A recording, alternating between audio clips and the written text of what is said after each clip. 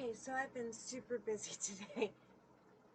As you can see, I have a dozen red roses here, and I got these for my mom and my uncle to wish them a happy birthday.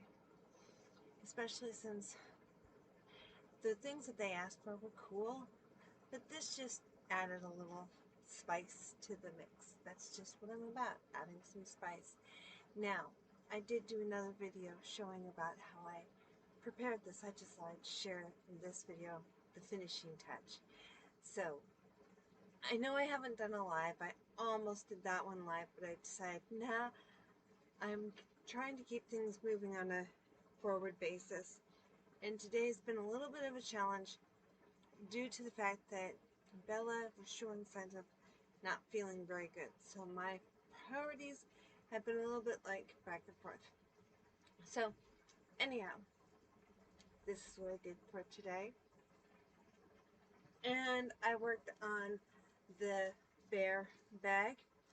The bear is next, but this has taken a lot of work. It's just 6-pack plastic ring pieces put together to make a bag. It's still not quite done, as you can tell, but it will be done, and then it'll be really cute when it's done. It's really a good one for like play and having fun. I'm all about the childlike play and having fun. Um, Repurposing things to really delve into our childhood fantasies, what we dream of, cosplay, Renaissance fair, things like that. Just Comic-Con kind of thing. Anyhow, I had to share these flowers because it also reminds me a little bit of the uh, City of Roses, Rosaria. And I'm going to be showing a lot more of different variety style things with roses, like creations and stuff. You know, you can actually make tea from these. They've actually made rose beads. I won't go that far, but make rose beads. It can be a little bit tedious to make them, but it's to smell fresh and clean and not have to put on perfume while doing it. They use a rose bead, and that's very, very old, like 1950s old. In fact, I think it's actually 1940s. They'd roll and get all the liquid rose in the water in them, and it would give out a fragrance while wearing the rose beads.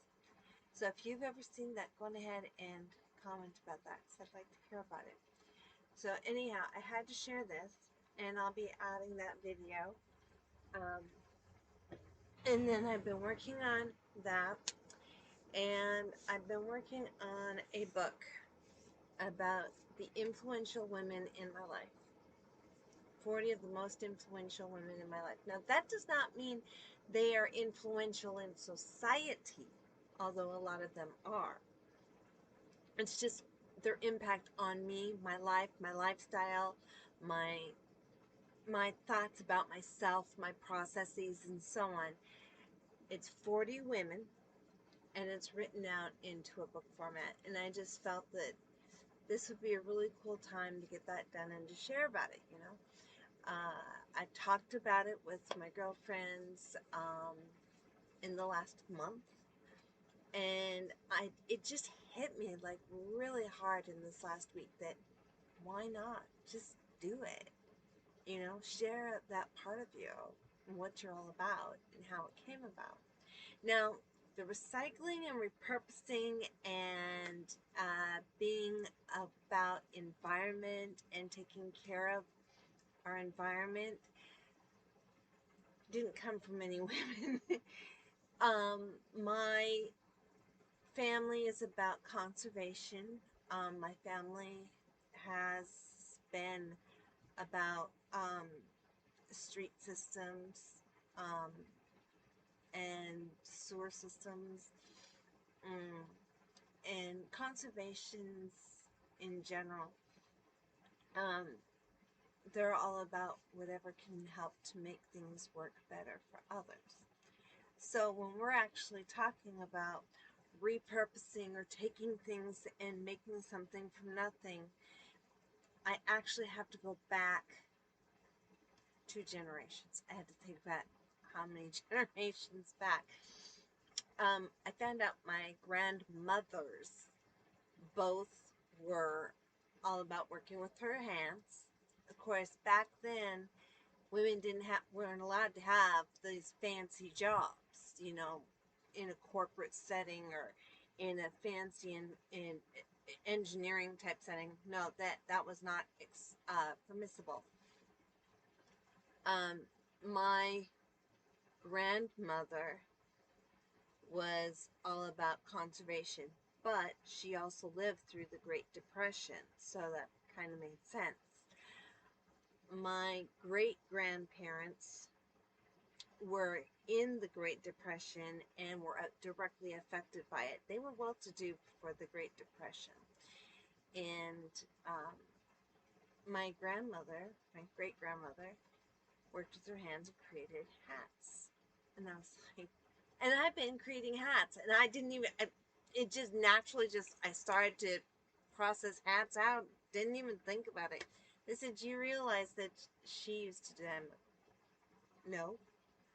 Uh, she passed like before I was even a spectacle.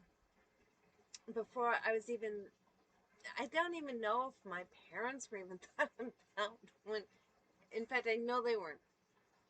Based on what I've heard, um, they were back in an era where there were not all these medical advances. So I didn't get the luxury or the chance to meet any of my great grandparents because of the health codes that they had then.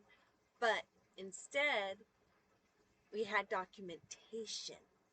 So the documentation allowed us to know, oh, we might not have had the medical, the pharmaceutical parts to it, but we have the acknowledgement that, oh, this is actually what caused, their illnesses and stuff.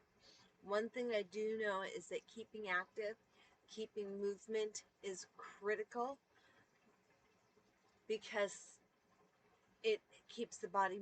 It's for some people. The more active you are, the healthier you are. Some people, you've got to figure out what works best for you. And in my case, I know I have to keep a bit active. I have been on and off blood pressure medication since my first late husband. And I have declared, no, it's not going to happen. No, I'm not going to give into this. My body is not, no, we need to figure this out. It's not going to work this way. So, I have gotten determination.